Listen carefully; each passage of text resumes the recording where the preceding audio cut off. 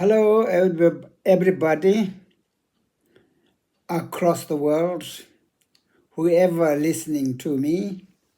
I'm speaking now in English, my not so good English, but nonetheless, I hope you understand it. I want to talk about Tibetan culture. Our culture is unique. Although we are same people as any other people, but we are known as Tibetans, unique. Not the same as Indians in India, not the same as Chinese in China, not the same as Americans in America, or not the English people as England. So we are Tibetan and unique. And we have our own culture. We have our own adoption of a culture which we cherish deeply. That is the culture of compassion, loving kindness as a whole. And that is derived from so-called Buddha of compassion. It's a concept.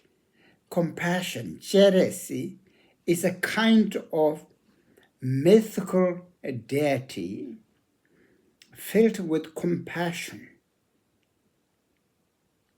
that all beings, whether small or large, from birth to death, need compassion, loving kindness.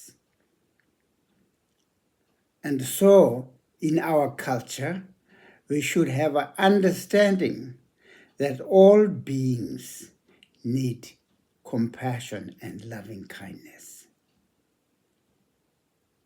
And we try to make everybody understand to have a little bit of that. Without it, one might even become a savage-like person. So we don't want savage-like people or culture. So having a culture of compassion, kindness, loving kindness is paramount importance in good human nature. So what is happening is that the Dalai Lama, His Holiness the Dalai Lama, is the representative of the culture of Tibet. The best of the Tibetan culture comes from the Dalai Lama and his expressions, his understanding. Therefore, we're showing a little bit of compassion even to the enemy, even to the killer of Tibetan culture and civilization. What the Chinese Communist